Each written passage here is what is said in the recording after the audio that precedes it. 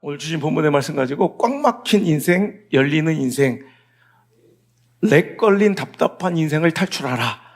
다시 한번 꽉 막힌 인생, 열리는 인생, 렉 걸린 답답한 인생을 탈출하라 는 제목으로 하는 말씀을 증거하도록 하겠습니다.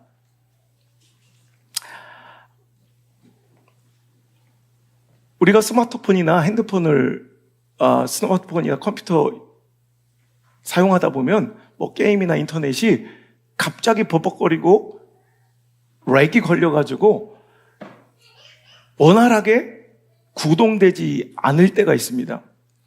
답답하죠. 원래 렉 걸리다 할 때 렉은 LAG, 렉에서 뒤처지다, 지연되다 라는 뜻을 가진 영어 단어에서 따와서 우리 일반적으로 이렇게 컴퓨터가 좀 버벅거리고 작동되지 않고 지연되고 뒤처질 때 우리는 렉 걸렸다 하면서 분노합니다. 여러분, 우리 인생과 삶에도요, 마치 렉 걸린 것처럼 뭔가 뒤처지고 지연되고 뭔가 나만 뭔가 뒤떨어진 것 같이 불안하고 초조하고 답답한 현실을 만날 때 없습니까?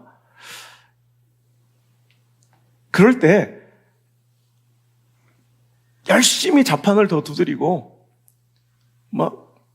계속해서 그것을 인내하고 기다리는 것도 좋겠지만, 그럴 때 가장 그 렉을 푸는 가장 좋은 방법 중에 하나가 리부팅 하는 거예요.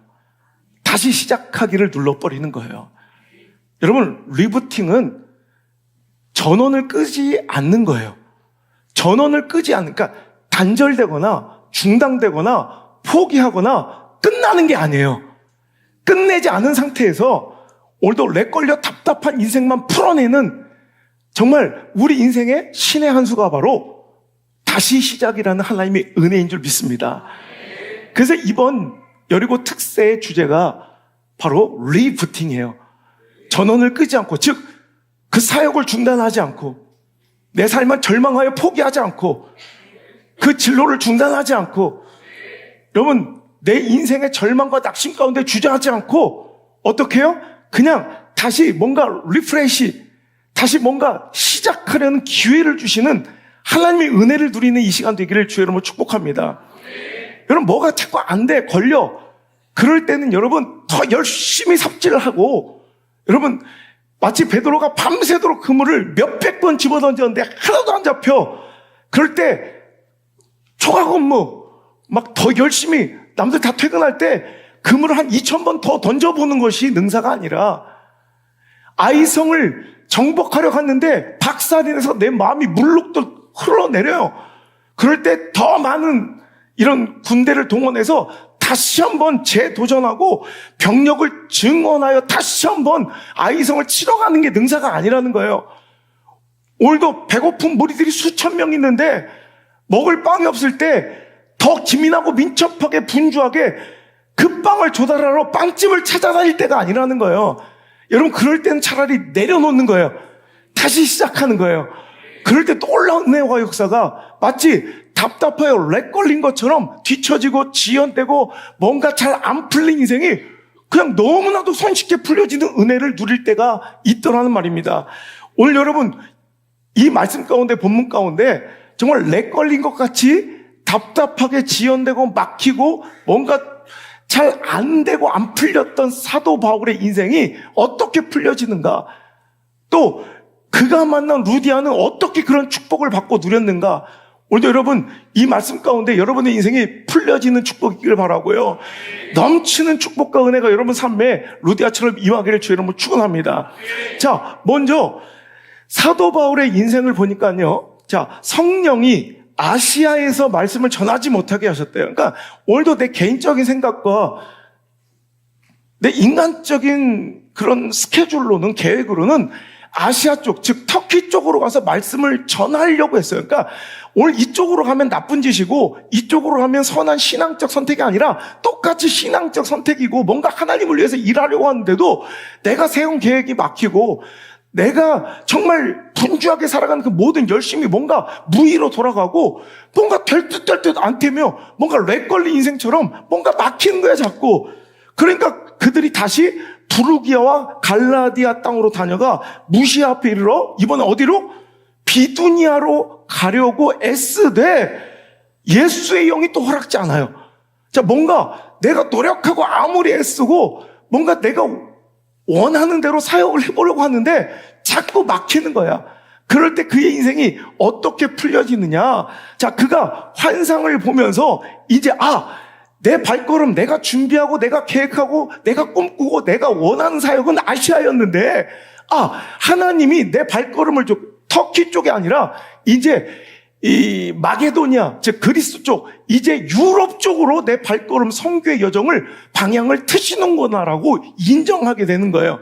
10절 말씀 한번 읽어볼게요. 시작. 바울이 그 환상을 보았을 때 우리가 마게도니아 떠나기를 힘쓰니 이는 하나님이 저 사람들에게 복음을 전하라고 우리를 부르신 줄로 인정함이로라. 자, 보세요. 오늘 그의 인생이 어떻게 풀려지기 시작하냐면요.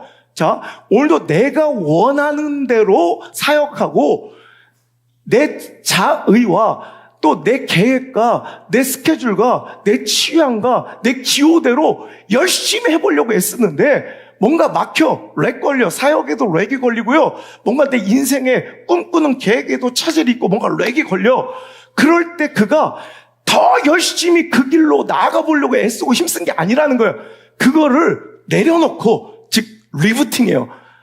다시 시작하는 거예요. 어떻게? 하나님께서 나를 마게도니아 쪽으로 가서 복음을 전하라고 하신 것을 인정하고 이제 하나님의 인도하심 따라, 성령님의 인도하심 따라 살아가려고 어떻게 했대요? 힘썼대요. 여러분, 이거 말씀의 주제예요. 오늘도 우리 인생이 막히고 뭔가 성령이, 예수의 영이 내 발걸음을 렉 걸리게 만들 때는요, 그 길로 계속 더 열심히 주구장창 더 삽질하고 열심히 나가는 게 아니라 여러분 리부팅 해버려야 돼. 하나님이 원하신 대로, 하나님이 인도하신 대로, 성령님이 이끄시는 대로 살아가 보려고 힘쓸 때 열리는 축복이 있더라는 거예요. 갑자기 막 와이파이가 막 그냥 빵빵 터지듯 내 인생이 다시 한번 쫙 풀리는 놀라운 역사가 벌어지기 시작해요.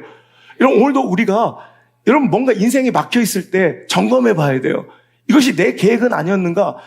내 자아가, 오늘도 내 스케줄이, 내 기호와 취향이, 오늘도 내 기민한 민첩한 기획력과 분석력이 이끌어가는 길은 아니었는가? 내 상황 논리와 처지와 형편과 가능성과 확률과 시대의 대세와 트렌드를 따라 내가 가려고 하지는 않았는가?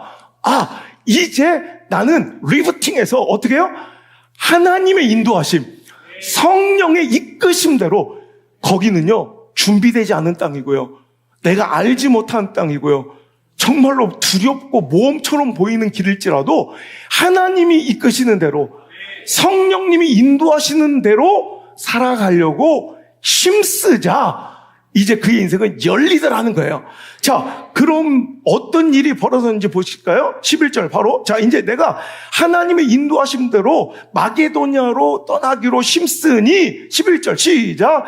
우리가 드로아에서 배로 떠나 사모드라게로 직행하며 이튿날 네아폴리로 가고 거기서 빌립보에 이르니 이는 마게도니아의 지방의 첫 성이요 또 로마의 식민지더라. 이렇게 나와요. 자, 여기서 우리가 이 성경 지리와 이제 이 역사적 이런 지식들이 배경이 되면 하나님의 말씀이 굉장히 더 잘 들리고 잘 보여지게 돼요. 그래서 이번 돌아오는 26년 첫째 주에 우리가 출애굽 광야 여정을 우리가 이제 성지순례를 42명이 또 떠나게 되는데, 그 다음번 성지순례는 이제 이 사도 바울의 선교 여정으로 이 터키 지역과 그리스 지역을 이제 여러분이 가보면 이 말씀이 다 이해가 될 거예요. 자, 오늘 그가 드로아에서 배를 타고 사모드라게, 이 중간에 있는 섬인데 그쪽으로 직행하여 네아폴리로 가는데 며칠이 걸렸대요? 이틀이 걸렸대요. 이 네아폴리는 바로 이 항구인데요, 빌립보하고 가장 가까이 있는 약 10km 정도밖에 안 되는 성인이 걸어서 1시간, 2시간이면, 저 같은 경우는 1시간이면 충분히 가죠. 그러니까 이렇게 생각하시면 돼요. 자, 우리 교회가 있는 온양 남창으로 오기 전에 배를 타고 오면 저 진화 바닷가에 딱 배를 대고 걸어서 요 남창으로 왔더라. 딱 요 정도 거리예요. 그러니까 오늘도 빌립보로 가려면 드로아에서 배를 타고 네아폴리로 가서, 즉 진화로 가서 빌립보, 즉 남창으로 들어와야 되는데, 그가 오늘도 드로아에서 배를 타고 사모드라게로 가서 네아폴리까지 가서 빌립보로 가는데 며칠 걸렸다고요? 네아폴리에서 빌립보 가는 거 1시간이면 2시간 걸어오니까, 자, 드로아에서 빌립보까지 얼마나 걸렸다고요? 이틀이 걸렸대요. 자, 그런데 여러분 사도행전 20장을 한번 보세요. 자, 이제 그들이 다시 돌아가는 장면이 나와요. 사도행전 20장. 자, 6절 한번 읽어볼게요. 자, 6절 시작. 우리는 무교절 후에 빌립보에서 배로 떠나 닷새 만에 드로아에 있는 그들에게 가서 이래를 머물렀다. 자, 보세요. 드로아에서 빌립보 가는데 며칠이 걸렸어요? 이틀 걸렸는데, 거꾸로 빌립보에서 드로아로 가는데 똑같이 배 타고 가는데 며칠이 걸렸다고요? 5일이 걸린 거야.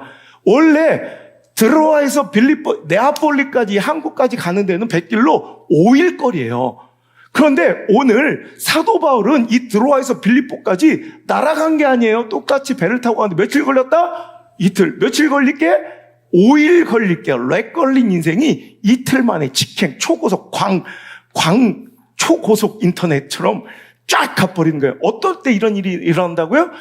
내가 원하는 대로 애쓰고 힘쓰는 사역이 아니라, 내가 추구하는 대로 열심히 살아가는 분주하고 성실한 삶이 아니라, 하나님의 인도하심에 내 인생 맡기고 하나님이 이끄시는 대로, 성령님 이끄시는 대로 살아보려고 힘쓰니, 자, 내 원대로 살아보려고 힘쓰고 애쓰는 게 아니라 성령의 인도하심과 하나님의 이끄심대로 살아보려고 힘쓰니 진로의 길이 열려버려요. 순풍에 돛단 듯 정말로 정말 순풍이 불어가지고요, 5일 걸려야 갈 수 있는 그 인생길, 버벅대며 정말 지체되고 뒤처졌던 내 인생이 갑자기 순풍에 돛단 듯 앞장서 나가는 멋진 추진력을 하나님께서 공급해 주시더라는 거예요. 오늘도 여러분, 우리 삶 가운데 뭔가 막혀 있을 때 이걸 유념해 보셔야 돼요. 혹시 내 의가 앞서지 않았는지, 내 상황 논리가 앞서지 않았는지, 내 감정과 관계와 처지와 형편이 나를 이끌고 가지 않았는지 뭔가 막혀요? 이제 하나님의 의도와 하나님의 계획과 성령의 인도하심대로 살아보려고 애쓰세요. 힘쓰세요. 그럴 때 길이 열릴 줄 믿습니다. 자, 그리고 가서 어떤 일이 있어요? 자, 빌립보에 이틀 만에 도착해서 그가 수일을 거기서 유하다가 13절 시작. 안식일에 우리가 기도할 곳이 있을까요? 문 밖 창가에 나가 거기 앉아 모인 여자들에게 말하는데, 두아디라시에 있는 자색 옷감 장사로서 하나님을 섬기는 루디아라는 한 여자가 말을 듣고 있을 때 주께서 그 마음을 열어 바울의 말을 따르게 하신지라. 아멘. 자, 아까 바닷길도 열렸어. 근데 이번에는 그가 빌립보에 가서 아무것도 준비되어 있지 않고 막막한 상황이에요. 그러니까 오늘도 우리 인생에 오히려 보장되고 안전한 길은 내가 준비한 길이에요. 내가 원하는 길이에요. 내가 다 계획하고, 내가 뭔가 기획하고 분석해본 가능성 높고 확률 높고 상황 좋고 처지 좋고 형편이 좋은 곳이 더 안전해 보이고 가서 일이 더 잘 풀릴 것처럼 보이는데, 여러분, 이 빌립보는 마게도냐는 내가 준비하지도 생각해보지도 못했던 땅, 그냥 갈 바를 알지 못하지만 하나님이 원하시니, 성령님이 인도하시니 그냥 뭐가 준비되고 예비되고 보여준 게 아니라 그냥 간 거예요. 막막해요. 뭘 어디서부터 어떻게 해야 될지 모를 때, 여러분, 우리가 뭐가 홀린 것처럼, 뭔가 끌리는 것처럼 하나님이 인도하심에 끌릴 때 있죠. 그래서 뭐가 준비되어서 왔어요? 뭐 어떤 약속이 보장됐었어요? 뭔가 확실했어요? 아니잖아요. 오히려 그 길이 인간적인 길, 내가 예상하고 예측하고 분석했던 길보다 훨씬 더 불안해 보이고, 여러분, 겁나는 모험의 길이에요. 아버니 뭘 어떻게, 아무것도 없고 아무도 모르는 이 땅에서 뭐 할 거야? 그는 그냥 수일 동안, 여러분, 머물 곳도 없어요. 그가 기거할 곳도 없어요. 잘 씻지도 못했을 거예요. 아마 그지 같고 남루한 초라한 생색으로 안식일이 되자 여러분 항상 어떤 도시에 유대인들이 여러분 10명만 남자들 10명만 모여 있으면 회당이 구성이 되는데 그 빌립보 땅에는 이 유대인 남자 10명이 없었던 거로 회당이 존재하지 않았던 거예요. 자, 사도 바울은요, 항상 선교의 여정을 보면 그 지역의 가장 큰 도시로 가고, 가자마자 회당을 찾아가서 하나님을 아는 신앙적 베이스가 있는 사람들에게 예수 그리스도를 전해요. 하나님께서 그토록 우리에게 약속하셨던 그 메시아가 오실 이세 그 다윗의 뿔에서 난 그 싹이 바로 예수님 이분이셨다라고 전하며 그가 복음을 확산시키는 이런 선교 플랜으로 항상 일을 했거든요. 이런 방식으로 일을 했어요. 그런데 빌립보라는 큰 도시에 갔는데 유럽의 첫 도시로 갔는데 회당이 없는 거야. 그러니까 그가 고민하다가 여러분 10명이 모이지 않아 회당이 존재하는 그 땅에는 하나님을 알던 자들이 거의 부분 이 강가나 이 성 밖에 모여서 성문 밖에 모여서 기도처를 만들고 거기서 기도하는 자들이 있다는 거예요. 그러니까 이제 사도 바울은 안식일에 회당이 없으니까 그 기도처소를 찾고 수소문해서 기도처소로 갔더니 거기에 누가 기도하고 있었던 거야? 마치 기다렸다는 듯이 자주장사 루디아가 있었고요. 그들에게 뭔가 그냥 말씀을 전했더니 그 말씀을 들을 때 중요한 메시지예요. 여러분, 말씀을 전하고 그가 말씀을 들을 때 주께서 그 마음을 어떻게 해요? 열어주셨다는 거예요. 할렐루야. 이것은 그가 탁월한 교습과 강론이 아니라 뭐예요?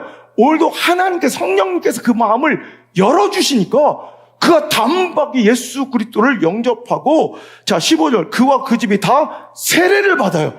여러분 이게 얼마나 멋진 장면이에요. 그는 아시아 쪽으로 즉 터키 쪽으로 복음을 확산시키려고 했는데 그의 발걸음 성령 인도하심으로 아무것도 알지도 보장되지도 않는 갈 바를 알지 못하는 그 땅 유럽으로 가서 뭘 어떻게 시작할지 몰랐는데 뭔가 준비된 것처럼 이런 순종당할 때 보여지는 여호와 일에 하나님 섭리와 계획과 답안지들이에요. 갔더니 그 강가에서 기도하는 여자들 만났고 그 중에서 말씀을 전하니 루아딜에서 온 자주장사 루디아라는 여자가 말씀을 들 때 마음이 확 열려서 오늘도 그와 그 온 가족이 세례를 받았다? 오늘 이 장면이 뭐예요? 유럽의 첫 번째 개종자, 유럽 최초의 그리스도인이 유럽 최초의 크리스찬이 탄생한 장면이에요. 여러분 유럽에 이렇게 기독교 국가가 되었잖아요. 그래서 여러분 이 EU 유럽 연합에서 지금 트리키에를 받아줄까 말까를 고민하는 지금 몇십 년 동안 이 트리키에를 편입시키냐 마느냐 이 나토의 회원국으로는 트리키에가 있지만 이 EU에서는 아직도 트리키에를 받아주지 않아요. 이 종교적 색채나 여러 가지 문화의 차이가 그들을 좀 껄끄러워하는 거예요. 그럼 보세요. 오늘 만약에 그래서 이 EU는 어쩔 수 없이 기독교 국가들의 잔치라는 이런 말을 해요. 그러니까 아무리 그들에게 필요한 트리키에일지라도 이번에도 우크라이나 러시아 전쟁 터지니까 이 트리키의 그 지정학적 위치가 굉장히 부각이 돼서 트리키에를 유럽으로 편입시키는 게 굉장히 좋다고 여겨지지만도 껄끄러운 거야. 그들은 이슬람 국가고 또 인구가 독일 다음으로 많아서 EU의 모든 정책은 여러분 모든 투표권이나 정책 방향은 다 인구수 대비로 이 권리를 줘요. 그럼 만약에 튀르키가 포함되면 독일 다음으로 인구수가 많기 때문에 거기가 굉장히 많은 발언권과 권리를 가져요. 그러니까 그게 불안한 거예요. 기독교 베이스에 있는 유럽 국가들은 튀르키의 편입을 원하지 않아요.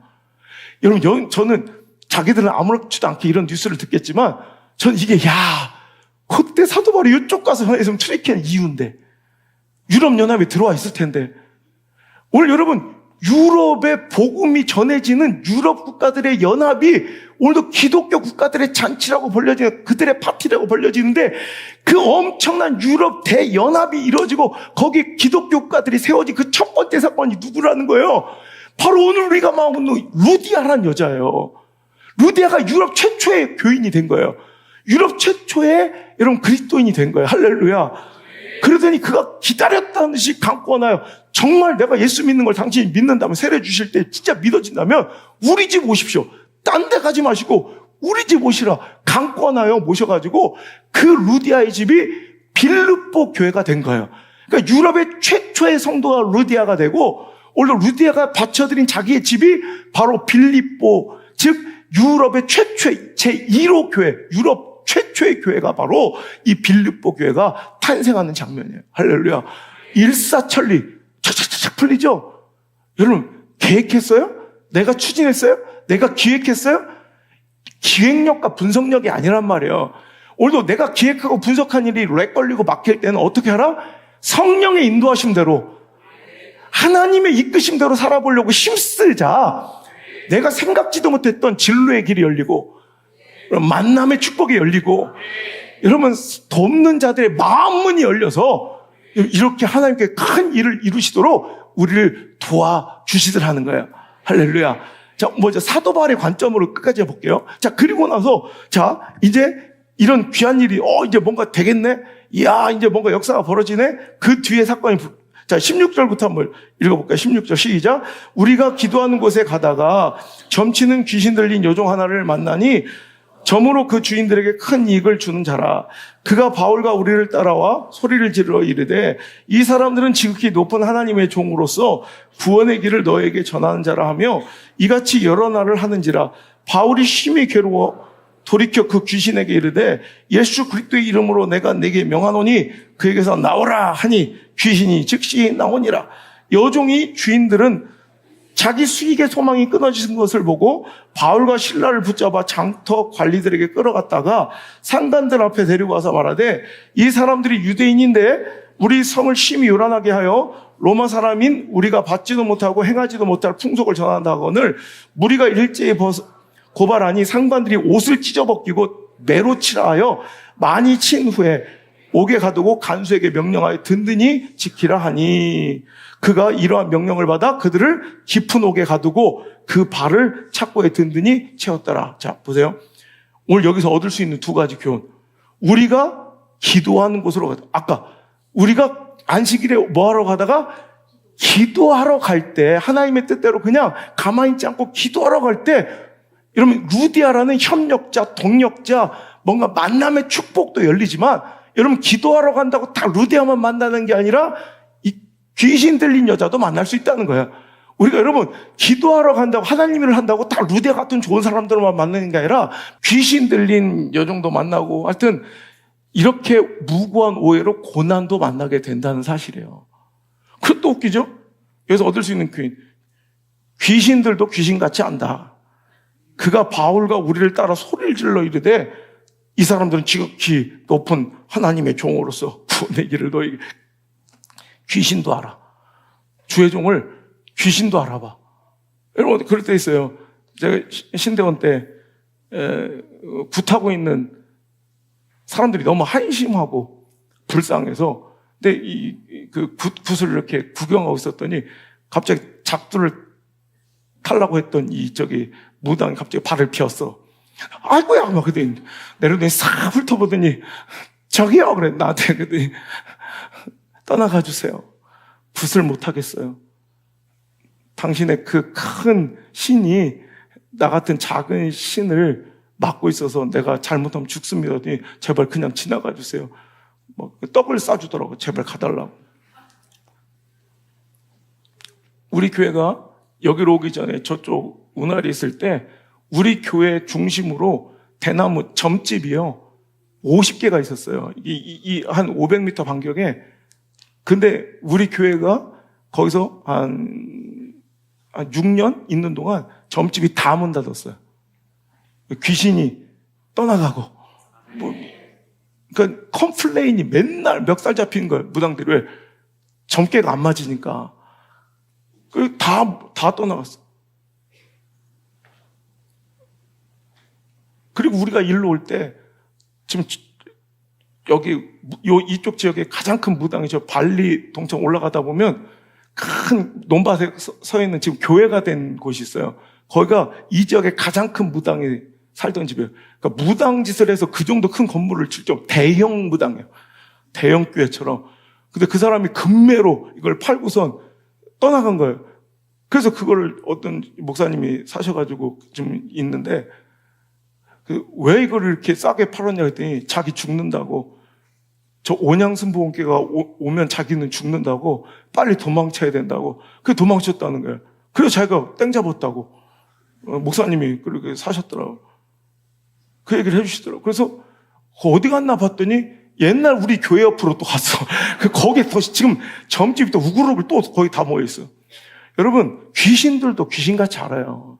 근데 여러분, 귀신도 인정하지 않는, 사람도 인정하지 않는 그런 허접한 그리스도인이 되면 안 된다는 거예요. 근데 막 계속 따라다니면서 이번엔 제가 기도하시는 하나님에서 막 이렇게 하니까 시끄러워서 귀신을 쫓아내준 거예요.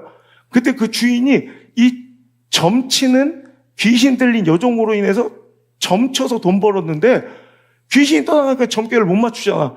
그러니까 너무 열받았고 화딱지 나서 이 바울의 일행들을 이제 무고하게 고소해서 그들이 유대인들인데 우리 로마인들을 이렇게 좀 혼란스럽게 했다 해서 그들이 막 매를 맞고 지하 감옥에 갇혀서 착고에 갇히고 막 정말 고난을 받게 된 거예요. 하나님의 일, 하나님께서 원하시는 길을 가다가도 이렇게 고난과 무고한 이런 아픔을 당할 수도 있다는 거예요. 하지만 여러분, 걱정하지 마세요. 자, 이제 어디부터 읽지? 자, 25절 다음부터 읽어볼게요. 자, 그럴 상황에서 어떻게 했는지 시작. 한밤중에 바울과 실라가 기도하고 하나님을 찬송하며 죄수들이 듣더라. 자, 이런 와중에 아니 하나님의 뜻대로 마게도니아로 와서 열심히 기도하고 하나님의 사역하고 이제 뭔가 풀릴라 하는데 이런 고난이 찾아왔어요. 얼마나 억울하고 원망스러워요. 하나님 그렇게 뭐라 했어요. 내가 일로 가면 안 된다고 그랬잖아요. 아시아로 가야지, 아시아로. 이럴 수 있는데 그들은 그렇게 매를 맞고 옥에 갇혔는데 지금 뭐 하고 있어요? 하나님께 기도하고 찬송하고 있더라. 자, 그러더니 26절 시작. 이에 갑자기 큰 지진이 나서 옥토가 움직이고 문이 곧 다 열리며 모든 사람의 매인 것이 다 벗어지더라. 아멘. 자, 이번엔 뭐가 열려요? 여러분, 고난의 옥문도 열려버리더라. 여러분, 우리가 내 뜻대로 내 상황과 처지와 형편껏 살아가는 게 안전해 보이고 그것이 잘 사는 길처럼 보이지만 그럴 때 오히려 인생에 렉이 걸려버려요. 그럴 때 오히려 성령의 인도하심과 이끄심대로 살아가려고 힘쓰면 오히려 진로의 길이 열리고 만남의 복이 열리고 그리고 거기다가 또 고난의 그 모든 그 막혀있는 분들도 하나님께서 해결해 주시고 열어주실 줄 믿습니다. 그래야 그 유명한 말, 그 간수장이가 이제 다 문이 열려 있으니까 도망쳤다고 생각하고 자결 하려고 하자. 아닙니다. 우리가 여기 있습니다. 그러면서 그 유명한 말이 여기서 나온 거. 주 예수 그리스도를 믿으라. 그러면 너와 내 집이 구원을 받으리라. 그 놀라운 사건이 여기서 벌어진 거예요. 그래서 어찌 보면 빌립보 교회는 이 루디아의 권속 가정들이 다 세례를 받았고 또 이 간수장이의 가정들이 세례를 받아서 어찌 보면 빌립보 교회 개척 멤버가 이 두 가정이었던 것 같아요. 루디아 가정과 이 간수장의 가정이 두 개척 멤버가 돼가지고 빌립보 교회가 세워지는 놀라운 역사가 벌어지더라는 거예요. 할렐루야. 그래서 보면 여러분 그 교회가 무슨 교회라고요? 유럽 최초의 교회? 루디아가 자기 집을 들여서 세운 교회 무슨 교회? 빌립보 교회. 빌립보 교회. 근데 여러분 그럼 빌립보 교회면 빌립보 이야기가 그 교회 이야기가 어디서 나오겠어요? 빌립보서에 나오겠죠. 사도 바울이 빌립보 교회에 쓴 편지. 그래서 막 사도 바울이 막 이런 얘기하는데 그 중요한 인물 루디아 이름이 한 번도 안 나와. 여기서 끝이야. 루디아가 시험 들어서 어디 딴 데 갔나? 딴 교회로 갔나? 그래서 여러분 많은 학자들은 이 빌립보서 4장에 보면 그러므로 나의 사랑하고 사모하는 형제들 나의 기쁘며 면류가 아닌 사랑하는 자들아 이와 같이 주 안에 서라 하면서 2절에 내가 유오디아를 권하고 순두개를 권하노니 주 안에서 같은 마음을 보라. 뭔가 싸우고 분열되고 갈등하고 있었던 빌립보 교회를 향해 이제 사도 바울이 이런 편지를 쓰었던 이 유오디아와 순두개 중 한 명이 이 루디아의 진짜 본명이었을 거라고 추측하는 사람들이 많아요. 자, 오늘 사도 바울의 입장에서 내 인생이 잘 안 풀릴 때 렉 걸린 것처럼 답답하고 지연되고 나만 침체되고 뭔가 나만 뒤처질 때 여러분 열리는 축복의 길 여러분 배웠죠? 이번에 이제 루디아의 관점으로 한번 봅시다. 그는 그냥 평범하게 하루를 살아가고 있었어요. 그죠? 자, 그의 인생을 여러분 성경 전체에서 이 짧은 한 절로 그의 인생을 다 이해하고 그의 신앙과 믿음의 가치관을 다 추론하기는 불가능할 것 같아요. 그래도 우리가 많이 한번 추론해보고 성경적으로 한번 잘 이해해보자면, 자, 다시 한번 이제 축복받은 인생, 루디아의 인생을 한번 루디아의 관점에서 한번 봅시다. 자, 한번 우리 14절 함께 읽겠습니다. 시작.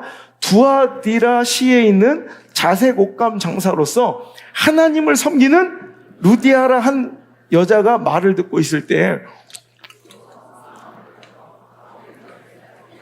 자, 이게 루디아라는 인생을 우리가 상상하고 우리가 이해할 수 있는 근거 요 한 줄이에요. 자, 먼저 그는 어디에 있는 사람? 두아디라에 있는 두아디라 사람이에요. 그리고 그의 직업은 뭐예요? 자색 옷감 장사예요. 그리고 그의 정체는 뭐예요? 하나님을 섬기는 자다. 자, 여러분, 두아디라 시에 있는, 그럼 그녀는 두아디라 시가, 여러분, 두아디라는 지금 터키예요, 터키. 그리고 지금 그녀가 있는 곳은 어디예요? 빌립보, 그리스예요, 그리스. 자, 빌립보는요, 알렉산더 대왕 아시죠? 그리스의 알렉산더 대왕 아버지 이름이 빌립이에요. 그래서 그 알렉산더 대왕 아버지가 이곳에 옆에 근처에 있는 큰 산에서 금강을 발견해요. 그래서 자기 이름을 따 여기를 빌립보라고 이름을 지면서, 그때 또 태어난 것이 알렉산더가 딱 태어나면서 뭔가 여긴 예사롭지 않은 곳이다 생각해서 이 알렉산더의 아버지가 자기의 이름을 따서 만든 유럽의 대표적인 도시가 바로 빌립보예요. 자, 그리고 이게 그리스, 이제 알렉산더 대왕이 그리스의 지배하에 있을 때는 그랬고요. 로마 시대로 오면, 지금 현재는 로마 시대잖아요. 사도 바울이 있을 때는. 이 로마 시대에는 이 옥타비아누스라고, 세계사의 우리 성경에서 아우구스투스라고 나오는 이 황제 옥타비아누스가 정략적으로 전략적으로 여기를 지원하고 크게 세운 도시예요.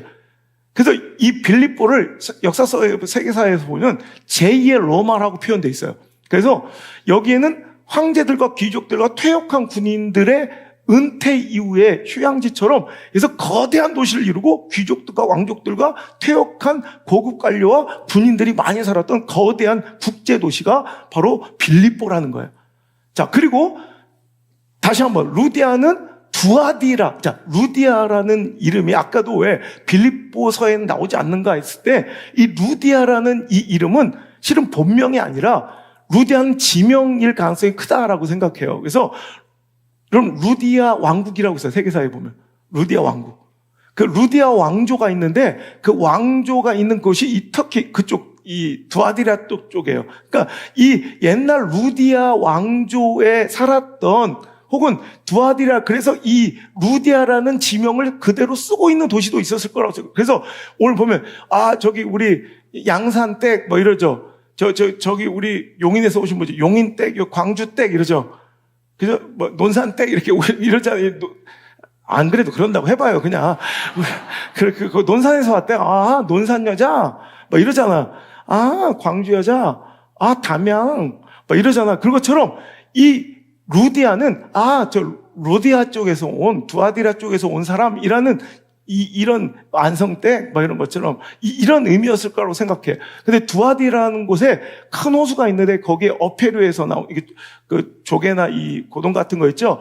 거기서 이렇게 나오는 이 옷감을 물들이는 이 물감 색소가 있는데 그 어패류들을 짜서, 그게 두아디라의 특산물이 자색 옷감이 이게 나오는 곳이 바로 두아디라예요. 그러니까 그는 두아디라의 특산품인 자색 옷감을 가져다가 국제도시인 어디로? 그리스의 빌립보로 와서 무역하고 있는, 굉장히 그 당시로서는 뭔가 승리하고 성공한, 축복받은 여류 사업가, 굉장히 성공한 비즈니스 워먼이에요.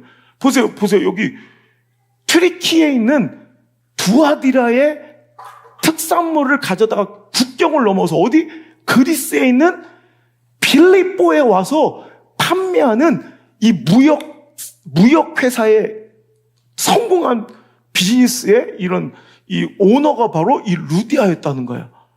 여러분, 이제 이 자색 옷감이라는 것은, 그냥, 왜 하필 보라색을 좋아했나, 그게 아니라, 당시에는요, 네로의 칙령에 의해서 보라색은 아무나 함부로 입을 수 없어요. 황제들만 전신을 두르는 보라색을 입을 수 있어요. 그 계급에 따라서 그 두를 수 있는 이 자주색 보라색을 저 황배원처럼 아무나 이렇게 입고 다니는 게 아니라, 여러분 딱 어느 정도 선까지 허용이 되느냐. 그래서 임페리얼 퍼플이란 단, 여러분 역사책에 보면 임페리얼 퍼플 뭐냐면 황제의 자색, 황제의 보라색이란 말이 있어요. 그리고 born in the purple, 보라색에서 태어났다. 이 뜻이 뭐냐면 저 사람은 이미 근본이 달라. 우리 금수저 이런 얘기 있죠. 딱 그런 얘기가 당시 로마 시대에는 born in the purple이라는 단어가 있어요. 그리고 imperial purple이에요. 진짜 보라색에서 태어난 애야. 쟤는 왕족이야, 황족이야. 이런. 그러니까 1%의 왕족들만 입을 수 있는 3%, 넓게 봐도 3%의 귀족들만 입을 수 있는 이런 굉장히 비싸고 굉장히 특별한 이 옷감이 바로 자주색 옷감 장사예요. 자, 그러니까 두아디라가 이런 자색 옷감을 만들어낼 수 있는 이런 지역인데 판매는 어디가 용이하겠어요? 제2의 로마라고 불리는 거대한 국제도시, 왕족과 귀족들과 퇴역한 군인들, 신분 높은 사람들이 많이 모여 사는 빌립보가 이거 팔기에는 적합한 도시라 두아디라에서 그 당시에 해외로 나가 무역업을 한 멋진 성공한 여류 사업가가 바로 누구다? 루디아다라는 거예요. 자, 이제 이해가 되시죠? 왜 두아디아 터키에 있는 여자가 빌립보 그리스에 와 있느냐? 자, 여기서 오늘 우리는요. 자, 그녀는 그런데 하나님을 섬기는 자래요. 아, 그가 하나님을 열심히 섬겼구나. 봉사를 잘했구나. 헌신을 잘했구나. 이렇게 설교하시는 분들이 꽤 있는데 이건 전문적이고 신학적이고 관념적인 표현이 그 당시의 사람들 다 아는 거예요. 그러니까 하나님께 경건한 자 혹은 하나님을 섬기는 자라고 표현되어 있는 건 그건 그 사람의 어떤 성향과 캐릭터를 얘기하는 게 아니라 자, 하나님을 섬긴다. 경건한 자다라고 표현해 있는 모든 사람은 바로 이방인이에요. 이방인. 당시의 신학적 표현이, 관용적 표현이, 그러니까 전문적 용어예요. 이건 유대인이 아닌 이방인에게 쓰는 표현이에요. 이방인인데 하나님을 알고 믿어. 그런데 유대교에 정식으로 입교하진 않았어. 이런 사람을 표현하는 단어가 하나님을 섬기는 자예요. 그러니까 유대교에 들어오려면 할례도 행해야 되고 모든 율법을 이제부터 그도 다 지켜야 유대교에 들어갈 수 있어요. 그런데 무역하는 사람이나 이방인들이 할례를 받고 여러분 모든 율법을 지켜내기란 여러분 여간 어려운 일, 불가능에 가까운 거예요. 그러니까 하나님을 믿고 따르지만 오늘도 정식으로 유대교에 입교하지는 않은 상태로 하나님을 알고 믿고 숭배하는 자들을 바로 이방인들을 가리켜 뭐라고 부른다? 하나님을 섬기자. 자, 그 루디아를 이제 알겠죠? 그는 여류 사업가, 성공한 여류 사업가고 원래 트리케, 이 터키 쪽 여자인데 거기에 특산물 자색 옷감, 정말 황제들이나 귀족들만 입을 수 있는 자색 옷감, 그 값비싼 걸 갖고 와서 그들이 많이 모인 소비자 타겟층이 모여있는 빌립보라는 국제도시에 와서 팔고 있어. 그러니까 그가 교류하고 그가 관계 맺고 그의 네트워크는 항상 황족들이고요, 왕족들이고요, 귀족들이야.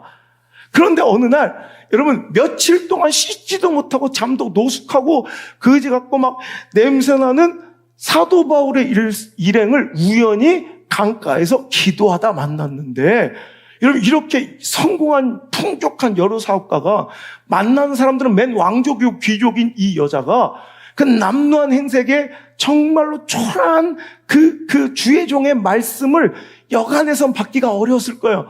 인간적인 관계적인 여러분 상황적인 것으로 보면 무시하고 천대하고 그 말씀의 가치를 우리도 하찮게 여길 거예요. 여러분 우리 얼마나 그래.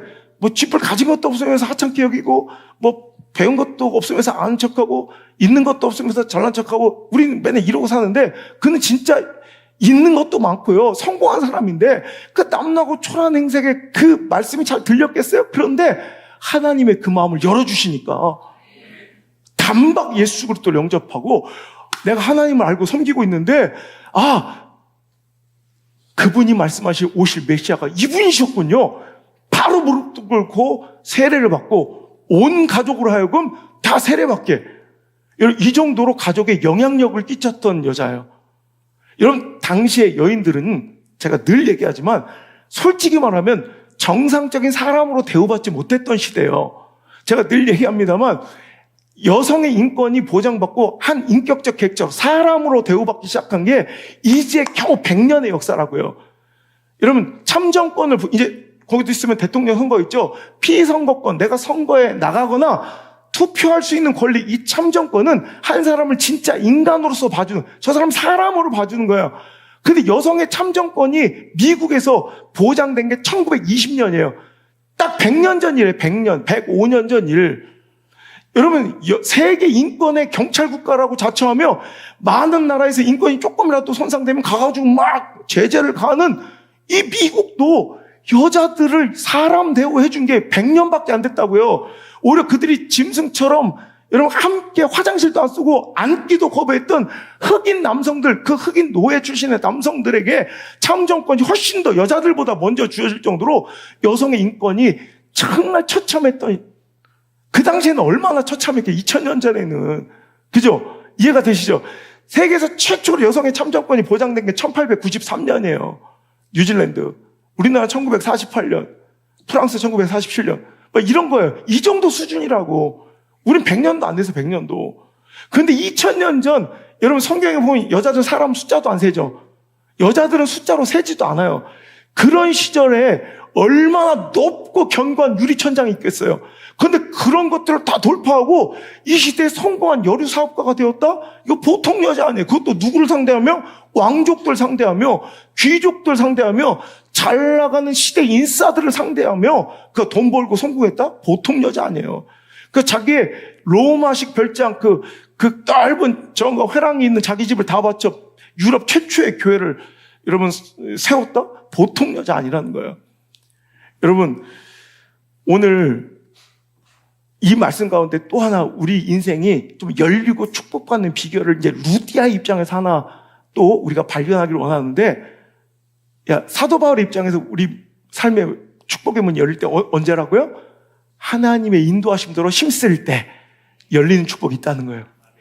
두 번째, 루디아 입장에서 그녀는 어떻게 이렇게 축복을 받았을까 궁금하고 부럽지 않아요? 오늘 여러분, 저는 이렇게 생각해요. 자, 축복은 신앙의 보상이나 결과가 아니다. 바로 사명이다. 라는 인식이 있어야 되는 거예요. 자, 오늘도 여러분, 우리는 축복을 어떤 결과로서 바라요. 축복을 어떤 보상으로서 원해요. 내가 충성을 다하고 헌신한 보상, 혹은 신앙생활 잘했던 자들에게 나타나는 결과물.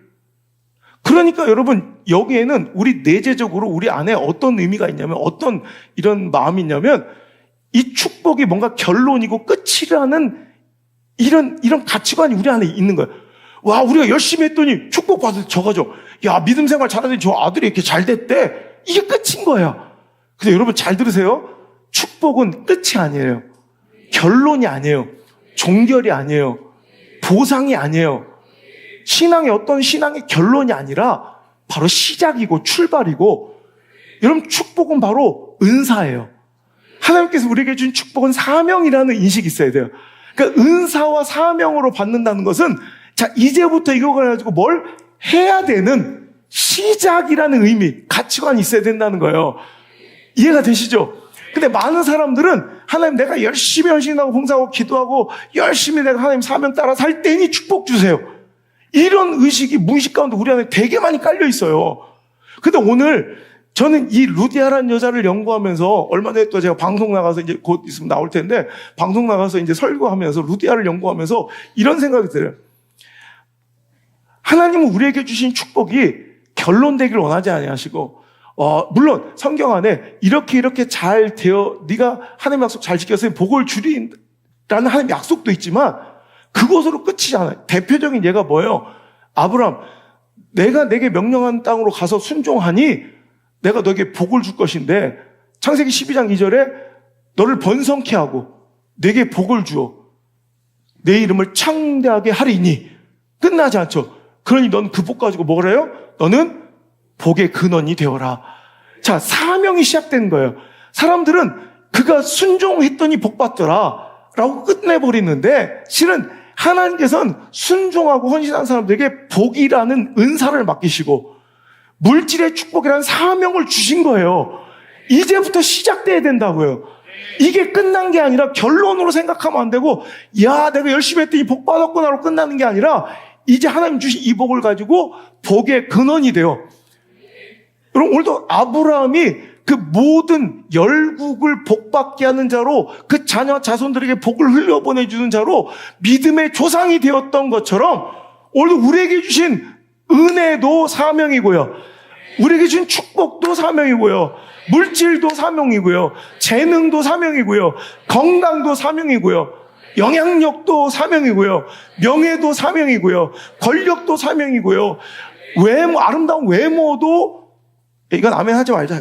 이게 해당 안 되는 일이니까. 여러분, 다 사명이라는 거예요. 결과물이 아니에요. 종결이 아니에요. 끝이 아니에요. 이제 시작돼야 된다. 너는 복의 근원이, 내가 너에게 사명을 줄 터니 너는 이것 가지고 복의 근원 되어줘라. 이런 신학적 인물이, 신약에 나오는 인물이 바로 루디아예요. 그런 인생, 복의 근원이 된 사명자. 주신 물질의 축복, 사업의 본성은 하나님을 잘 섬기고 경외했던 루디아에게 주신 결론이구나라고 많은 사람들이 생각하는데, 여러분, 저는 하나님께서 그에게, 여러분, 내가 생각할 땐 이건 불가능에 가까운 일이에요. 이 시대에 이렇게 한 여자가 이렇게 국경을 초월해서 왕족들을 상대하며, 여러분, 지금도 쉽지 않을걸요? 여류 사업가가 지금도 이 정도 영향력 갖기 쉽지 않은데, 2000년 전 사람 대우도 못 받고 등기권도 없었던 그 시절에 이 여자가 이렇게, 여러분, 국제적인 여성이 되어서 터키에도 집이 있고 빌립보에도 집이 있어서, 여러분, 막 세계를 오가면서 뭐 김우중처럼 세계는 넓고 할 일은 많다, 옥담은 많고 팔 왕족은 많다 이러면서 이렇게 전 세계적인 글로벌한 마인드를 가지고 돌아다니는 거, 이거 쉽지 않은 일이에요. 전 이게 당연하게 그에게 주어진 어떤 그의 성향이나 그의 노력이나 그의 국제적 감각이나 그의 추진력이나 뭐 결단력의 결과물이 아니라 하나님 주신 사명이라고 이해하는 거예요. 하나님께서 이때를 위하여 그에게 맡겨놓으신 거예요. 이때를 위해서. 그러니까 오늘도 하나님의 인도하심에 순종한 사도 바울에게도 복이었지만, 오늘도 하나님께서 그에게 이때를 위하여 맡겨주신 그 물질이 오늘도 그도 하나님께 대하여 간절히 그 나라와 그 의를 위하여 힘쓰고자, 그러니까 그 여인은 축복을 결론이라고, 하나님 축복을 내가 이렇게 보상으로서 우리처럼 구한 여자가 아니라 오늘도 축복을 사명으로 인식하고 은사로서 기억하며 그 하나님 나라 뜻을 위해 쓸 곳을 기다리고 찾았던 여자라고 생각해요. 자, 오늘 아까도 얘기했지만 사도 바울이 회당이 없어. 회당 갔으면 바로 회당 가서 말씀 전했을 건데 유대인 남자 10명이 없는 거야. 그러니까 기도처를 찾아야 돼요. 그럼 대부분 소문을 들으면 알아요. 그 사람들 어디 우연히 강가로 갔더니 우연히 빨래하고 있는 여자를 만났다, 뭐 이렇게 설교하시는 분들 많은데, 내가 볼 때 그렇지 않아. 하나님을 섬기는 여자들은 회당이 없으면 기도처로 가서 기도를 해요. 그러니까 사도 바울은 회당 가면 좋은데 회당이 없으니까 여기 하나님 믿는 사람들 기도처가 어디 없습니까? 물어보니까 거의 대부분 그 강가에서 많이 해. 성문 밖 강가에서 많이 한다고. 이번에 여러분 다음 성지순례 갈 때 거기도 들릴 텐데 빨래터도 있고, 여러분 거기에 이제 세례받은 곳도 있고 막 이 유적지들이 있어요. 자, 갔더니 아니나 다를까 기도하고 있는 여자들을 만난 거예요. 사도 바울이 우연히 기도하러 사도 바울이 일방적으로 갔는데 빨래하고 있던 여자를 만난 게 아니라, 제 생각에는 기도처소를 찾아갔던 기도하고 있는 루디아를 만났다고 보는 것이 여러분 충분히, 여러분 이것이 충분히 이게 더 납득이 되는 추론일 것 같아요. 그러니까 여자들이 막 기도하고 있을 때 그 여인들에게 말씀을 전했을 때 루디아의 마음이 열린 거예요. 저는 이렇게 열심히 기도하는 루디아의 기도의 내용이 무엇이었을까가 궁금한 거예요. 그 여인은 하나님 나 더 복 주세요. 내 사업 더 번창케 해주세요. 이런 기도가 아니라 제 마음에는 그런 거예요. 하나님 이 물질을 저에게 맡기신 이유가 무엇입니까? 내가 생각해도 이건 말도 안, 이 시대 상황 가운데 말도 안 돼도 이런 축복을 나에게 맡긴 이유가 무엇입니까? 하나님 그 때와 뜻을 알게 하여 주옵소서. 하나님 나라와 그 뜻을 위하여 사용되기를 원합니다라고 그날 항상 하나님을 섬기고 경외하는 그 여인은 기도처에 가서 항상 하나님 나라 그 의를 위하여 먼저 구하고 있었을 때 딱 적당한 때가 이르자 사도 바울이 그에게 예수님을 전하게 되자 어떤 일을 봐보세요. 뭔가 기다린 여자 같아. 뭔가 경주마가 막 그냥 문 열릴 때를 기다리고 있었던 여자 같았고 뭔가 그냥 기다렸다는 듯이 막 지체 없이 그냥 세례받더니 바로 우리 집으로 오라고 감고 나더니 온 가족 세례받고 어떻게 해요? 집을 그냥 바로 내어드려. 자기가 지금까지 축적했던 모든 축복과 그 물질들을 다 내어 하나님 나라 위에 쓰는 거야. 마치 기다렸다는 듯이 준비하고 있었다는 듯이 내가 마치 기다리고 있었다는 듯이 이것은 우연히 발생한 사건이 아니라 그가 그 나라와 의를 위하여 이렇게 꿈꾸고 소망했던 일들이 이제 사도 바울을 통해 이제 시작되었다는 거예요. 할렐루야. 오늘도 여러분 우리는 축복, 성공, 어떤 승리, 영향력, 좋은 스펙과 학위 이런 명예들을 신앙의 결론이라고 생각해요. 내가 하나님 절대로 예배 안 빠지고 내가 열심히 충성봉사하고 교회에서 사역 열심히 할 테니까 나 명문대 들어가게 해주세요. 나 돈 우리 사업장 잘 되게 해주세요. 여러분 오늘도 우리의 특세의 기도 제목과 방향이 이런 기도 제목이 아닌가 한번 점검해 보라는 거예요. 내가 이렇게 충성 다하고 열심히 하고 순종했으니 하나님 축복 주실 것이야 기대하고 있지는 않은가. 여러분 이게 틀린 말은 아니지만 하지만 하나님은요, 하나님의 관점은 우리에게 주시는 성공, 우리에게 주신 축복, 우리에게 주신 영향력, 우리에게 주신 재능, 우리에게 주신 명예, 우리에게 주신 권력이 바로 하나님께서 우리에게 맡긴 사명이고 은사라는 거예요. 은사. 이런 사명과 은사를 줬으면 마치 법인카드를 주는 것이 내가 일 열심히 했더니 보상받은 게 아니잖아요. 이게 끝이 아니죠. 이거 갖고 회사의 유익을 위해 써야 되는 거예요. 잘. 이것은 보상이나 포상이 아니에요. 여러분 우리에게 주신 축복은 법인카드예요. 하나님 나라의 법인카드예요. 나에게 있는 특별한 재능은 법인카드예요. 내가 열심히 했더니 2대째, 3대째 신앙생활 열심히 했더니 하나님께서 이런 법인카드를 주셨어. 이걸로 끝나면 안 돼요. 잘 써야지 되는 거예요. 잘 써야지. 믿습니까? 여러분 두아디라 자주장사 루디아는 축복받은 사람이에요. 그 루디아의 하나님을 섬기고 경외하는 결론과 결과가 축복이란 열매를 맺은 것이 아니라 그것 가지고 내가 너에게 이른 때에 내가 너에게 말할 때에 복음이 전해지는 귀한 통로고 유럽 선교의 전초기지로 최초의 유럽의 교회가 되는 빌립보 교회로 자신의 집을 드리도록 하나님께서 미리 그에게 맡겨주신 사명이었다는 거예요. 그 영광을 누리는 이런 최초의 그리스도인이 되고 유럽 최초의 그리스도인이 되고 유럽 최초의 교회로 세워지는데 자기가 여러분 그 설립에 기여하고 교회를 개척하는 멤버가 되는 이런 영광을 누리게 하여 하나님께서 그에게 맡겨주신 것이 가장 향기롭고 아름답게 잘 구현되고 완수되고 그 은사와 사명이 잘 이루어진 대표적인 여자가 바로 이 루디아라는 거예요. 제가 늘 얘기하죠. 우리 몸은 한의학의 이야기처럼 통즉 불통, 불통즉 통이다. 기나 맥이나 혈이 통즉 잘 흐르면 불통, 아픔, 고통이 없을 것이고 불통즉 통이다. 거꾸로 교통통자죠. 내 몸에 있는 기나 맥이나 혈이 막혀 있으면 아우 기가 막히네 그러죠. 그럼 죽는 거야. 혈이 막혀 있어도 이런 뭐가 기나 맥이나 혈이 막혀 있으면 그게 병이 시작되는 것처럼 우리 인체 구조나 우리 신앙과 영성도 똑같아요. 하나님 우리에게 주신 축복이 있어요. 하나님 주신 물질 있어요. 영향력 있어요. 지식 있어요. 여러분 명예 있어요. 스펙 있어요. 좋은 영향력과 사람들 관계, 좋은 인격과 인품 여러 가지가 있을 거예요. 그것들이 잘 흘러가야 돼요. 그게 건강한 인생이고 그게 건강한 신앙이 된다는 거예요. 사랑하는 성도 여러분, 우리의 기도를 한번 점검해 보세요. 여러분 정복 특세를 시작하는 우리들의 마음을 한번 점검해 보세요. 오늘도 우리는 허접하게 무엇을 먹을까, 무엇을 마실까 눈앞에 당면한 문제만 갖고 와서 이 문제 풀리게, 이 문제 풀리게 해달라고 기도하러 와. 그 기도의 결과물로 축복과 응답을 보지 말고 하나님 주신 것들이 어떻게 하나님께 영광되고 영화롭게 되고 나를 영적으로 명예롭게 만들 수 있을지 여러분 그걸 한번 고민해 보자는 거예요. 그럴 때 내가 기도하지도 못한 구체적으로 구하지도 간구하지 못한 여러분 루디아가 이런 축복 꿈이나 꿨을까요? 이런 축복 기대나 했을까요? 내가 여러분 기독교의 그 국가들인데 유럽 전체 그 기독교의 최초의 그 마중물이 되는 최초의 그리스도인 크리스찬이 되는 축복과 영광을 주옵소서. 기도나 했을까요?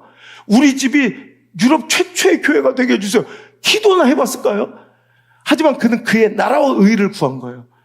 그리고 기다렸다는지 그때가 올 때 헌신하고 자기에게 맡겨주고 주어진 그 모든 것들을 드릴 줄 알고 흘려보낼 줄 아는 여자가 되니까 자기가 꿈꾸지도 기대하지 못했던 상상지도 못할 놀라운 축복의 역사가 벌어지게 되더라는 거예요.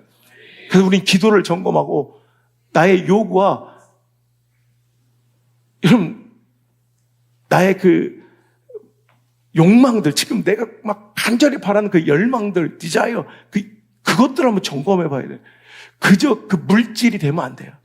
그저 그 문제가 풀리는 거, 그냥 진로가 열리는 거, 누구를 만남의 축복, 이 자체가 목적이 되면 안 되고, 사명을 구하셔야 돼요, 사명을.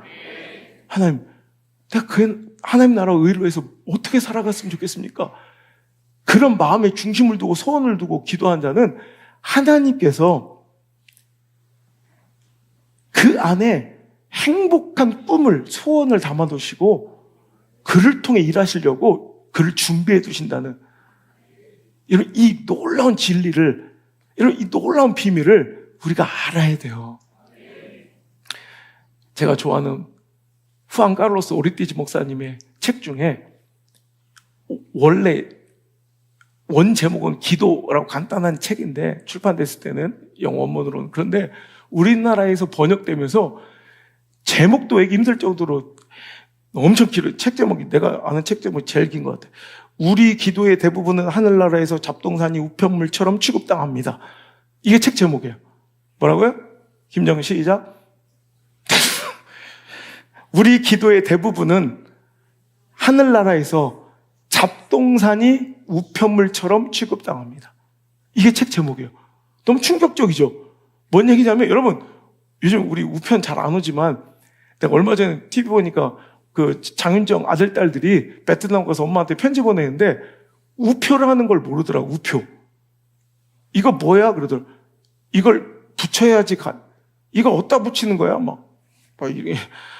우표를 모르더라고. 생각해보니까, 그럴 수 있겠다. 이 시대 애들은 우표를 모르겠구나. 너 우표 알아? 모르는 거야. 우리는 전화 왔어요. 어떻게 돼? 전화? 이건 노인네들이야. 연식 많으세요. 왜 이렇게 규정하게 쏘시냐고 그래. 요즘 애들 이러잖아. 요즘에 이러, 그죠?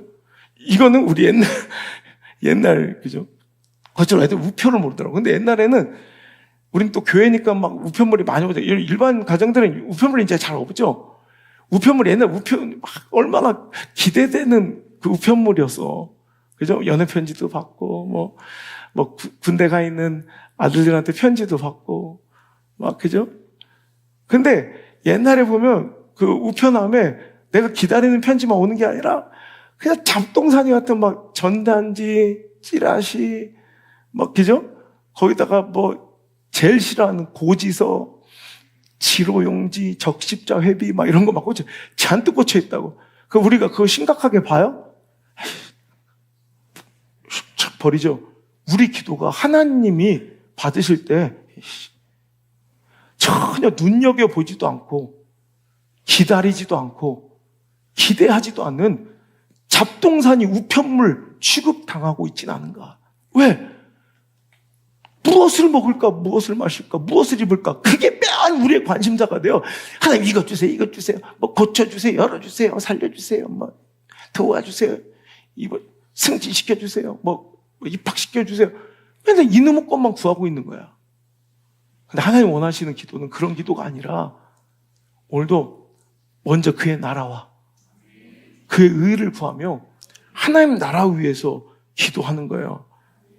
여러분, 마치 이방인들처럼 교회에 나와 있지만 전혀 하나님 나라와 하나님의 뜻은 관심 없이 무엇을 먹을까, 무엇을 입을까, 무엇을 마실까, 자신의 필요와 바램, 성취와 성공, 풍요와 축복에만 국한된 하나님의 관심 전혀 없는, 하나님 전혀 기다리지도 않는 그런 잡동사니 우편물같이 그냥 쓰레기통에 버려질 그런 기도만 잔뜩 하고 있는 우리들의 모습은 아닌가. 저는 이번 여리고 특세 때 하나님이 너무너무 기다리셨다. 막 받고 막 행복하게, 우리 옛날에 그랬죠. 연애 편지 받으면 막 기다렸던 편지 받으면 막 아무도 없는 곳에서 혼자 일로 행복하게 뛰어. 우리 하나님 우리 기도를 막 그렇게 받으시고 기뻐하고 좋아하시는 모습 한번 봤으면 좋겠어요. 하나님 나라와 그 뜻을 위해서 내가 어떻게 사용되면 좋을까요? 그런 진짜 간절한 바람과 소망이 가슴에 있는 사람들은 하나님께서 그에게 그럴 수 있도록, 그런 삶을 살 수 있도록 우리에게 축복을 맡겨 주신다는 거예요. 그리고 그런 기회가 찾아오자 말로만 그랬던 것이 아니라 마치 기다렸던 것처럼 지체 없이 자신의 과정을 헌신하여 교회를 세우고 선교의 교두가 되고 지친 주의 종들의 베이스 캠프가 될 수 있었던 이 루디아처럼 우리도 그런 멋진 인생 살아갔으면 좋겠습니다. 여러분, 아까 사도 바울이 옥에서 죽도록 두드려 맞고 옥문이 열렸잖아요. 그리고 너와 내 집이 구원을 받으라 했잖아요. 그래서 풀려졌잖아요. 그러자마자 가장 먼저 달려간 곳이 어딘지 알아요? 루디아의 집으로 달려가요. 우리 아버지가 옛날에 그런 얘기했어요. 평생 주의 종으로 살면서도 성도의 집이 다 편한 건 아니더라. 힘들고 실제 달려가고 싶은 집이 있고 아무 때나 전화할 수 있는 집이 있고 안 되는 집이 있대. 열심히 충성하고 헌신하고 일한다고 또 아무 때나 전화할 수 있는, 마음 편하게 드릴 수 있는 가정이 있고 그렇지 않은 가정이 있대. 그러면서 그런데 그런 가정 자녀들이 복을 받더라. 그래서 저는 어릴 때 저는 목사가 되는 게 꿈도 못 꿨던 일이니까 저는 내가 나중에 성공하고 축복받아서 내가 섬기는 우리 목사님 언제든 우리 집 제일 먼저 찾아오시고 편하게 그냥 나한테 전화하고 나를 찾아올 수 있는 그런 가정이 되고 싶다라는 게 제 꿈이었어요. 그래서 내가 목사가 되니까 내가 내 집에 갈 수도 없고 내가 내 방에 들어가야 되고, 그래서 얼마 전에 그러더라, 방송에서 목사님들도 자기 집을, 자기 가장 중요한 걸 언제든 내어놓고 비워놓으라면 비울 수 있겠습니까? 하나님께 내어드릴 수 있는 가장 소중한 공간이 어디입니까? 저는 집도 다 바쳐봤기 때문에 지금 전 꿈이 그거였다고 제가 고백을 했어요. 난 주의 종들이 언제든지 와서 편히 거할 수 있는 그런 집이 되고 싶었다. 근데 그게 안 되니까 나는 생각해보니까 주의 종 사람이 중요한 게 아니라 말씀이 쉽게 임할 수 있는 집, 언제 말씀이 우리 가정에 아무 때나 올 수 있는 집이, 그게 좋은 집이라는 생각했다. 그래서 난 목사로서 이제부터 하나님의 어떤 말씀이든 마음껏 거하실 수 있고 선포될 수 있는 그런 마음이 돼야겠다. 그래서 저는 집이 아닌 내 마음을 내어드리고 싶습니다. 오늘 내 마음의 중심을 그분께 내어드려서 언제든지 주님 하실 말씀 있으면 내 마음에 마음껏 찾아오시옵소서. 그렇게 기도하고 살아갑니다. 근데 오늘 우리 집사람이 어떻게 찬양을, 내 방송을 들은 것처럼 딱 준비를 해서 내가 너무 오늘 감동해서 뛰쳐나온 거예요. 너무 감동스러워서. 여러분 가정이 그런 가정으로 잘 쓰임받기를 주의 이름으로 축원합니다. 이제 우리도 나의 성공과 축복, 기대와 바람만 가득한 잡동사니 같은 그런 이방인의 기도 내려놓으시고요. 그런 허접하고 누추한 기도를 버리고 이제 하나님이 소중히 들으시고 간절히 기다리시고 크게 감동하시고 너무나도 관심 있어 하시는 하나님 나라 그 목적과 사명을 구하는 그런 멋진 기도의 주인공들, 루디아 같은 그런 축복의 사람들이 되시기를 주의 이름으로 축원합니다.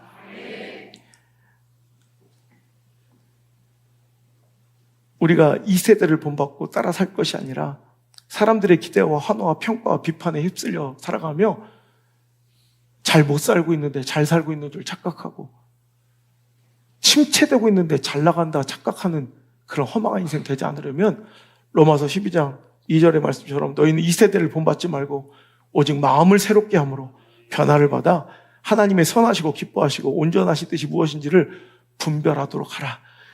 이번 여리고 특세가 리프팅, 그렇게 다시 한번 내 마음이 새롭게 다시 시작되는 역사가 벌어졌으면 좋겠어요. 그래서 이 시대가 칭찬하고 박수 쳐준 인생들이 아니라 정말 하나님의 그 기뻐하신 뜻을 내가 찾고 그 뜻을 이루어드리기로 하나님께 기도하며 살아가는 인생. 그러면 빌립보서 2장 13절 함께 읽어볼게요. 전 이 기도가 이번 우리의 기도가 됐으면 좋겠어요. 시작. 너희 안에서 행하시는 이는 하나님이시니 자기의 기쁘신 뜻을 위하여 너에게 소원을 두고 행하게 하시나니. 아멘. 우리 안에 행하신 분은 하나님이십니다. 하나님은 자기의 기쁘신 뜻을 위하여, 그러니까 하나님 기뻐하신 그 뜻을 위하여 우리 마음에 뭘 주신대요? 소원을 주시는 거예요. 그러니까 내가 분별할 줄 알아. 하나님이 기뻐하시고 선하시고 온전한 뜻을 알길 원하면 하나님께서는 자기를 위하여 우리 안에 뭘 주셔요? 소원을 주셔. 그러니까 여러분, 우리 안에 그런 갈망이 생겨. 그런 소원이 생겨. 내가 주의 나라를 위해서, 그 영광을 위해서, 그 영화로움이 되고 싶은 그 갈망이 생기는 거예요. 다른 사람은 돈 구하고 인생의 허접한 필요들을 채우고 있을 때 난 내 안에 그게 기쁨인 거예요. 하나님께 그걸 구하고 싶은 그 소원이 내 마음에 가득한 거야. 그럴 때 하나님께서는 내 안에 그 소원을 담아주시고 그 소원을 나에게 두신 이후에 자기를 위하여 나를 사용해 주신대. 오늘 하나님 내 안에, 하나님 내 마음에 하나님의 소원을 담아주시고 내 삶이, 내 인생이, 우리 가정이, 내 자녀들이 하나님의 기쁘신 뜻을 위해 사용되며 주의 나라를 위해 일하게 하여 주시옵소서. 우리 간절히 기도할 수 있는 저 여러분 되시길 바랍니다. 자, 렉 걸린 인생 탈출하기. 첫 번째, 성령의 이끄심, 하나님의 인도하심 따라 살려고 힘쓰면 열리는 축복이 있을지어다. 또 루디아처럼 사명을 감당하고 오늘도 하나님께 주신 그 나라와 하나님의 뜻을 위하여 살아가려고 오늘도 애쓰고 기도하면 넘치는 축복을 주실 줄 믿습니다. 오늘도 열리는 축복과 넘치는 축복, 오늘도 둘 다 성령의 인도하심과 하나님의 이끄심이에요. 오늘도 성령의 인도하심대로 힘쓰면 열리는 축복과 함께 내 마음에 하나님의 뜻, 그 나라를 위한 소원을 두고 기도하면 하나님께 넘치는 축복, 열린 축복과 그 넘치는 축복이 저 여러분 것 되기를 주의 이름으로 축원합니다. 할렐루야. 믿습니다. 나의 목자 되신 주님이 비록 나의 삶의 발자국, 사망의 음침한 골짜기에 딛고 있을지라도 그 운동에서 나를 건지시고 사망의 음침한 골짜기에서 오늘도 주의 말씀의 지팡이와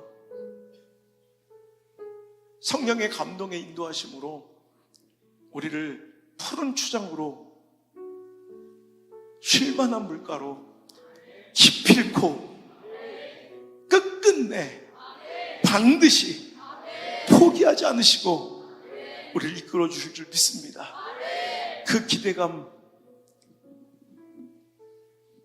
주님을 향한 신뢰를 가지고 주님 앞에 엎드려 기도하는 모든 기도를 응답하여 주시고, 렉 걸려 정말 지리하고 답답하고 비참할 정도로 나만 뒤처진 것 같은 내 삶 속에서 이번 여리고 특세를 통해 나를 건져주시고 리프팅 시켜주셔서 다시 새로 시작되는 아름다운 은혜를 허락하여 주옵소서. 이제는 내가 끝까지 따라갈 역전승의 명수, 죽음과 죄와 어둠의 권세를 물리치신 우리 구주 예수님의 은혜와 오늘도 나를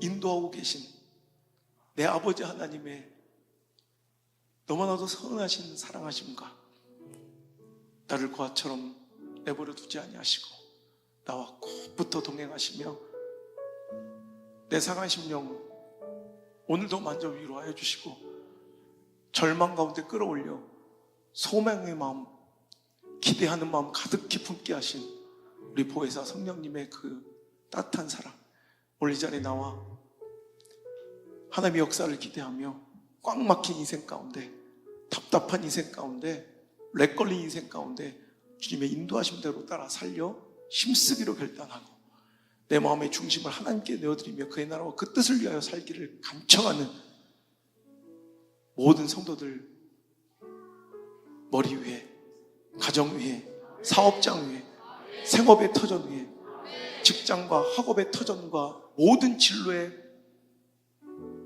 선택과 결정의 발걸음마다 이제부터 떠나가지 마시고 열리는 축복과 넘치는 축복으로 영원토록 함께 계실지어다. 아멘.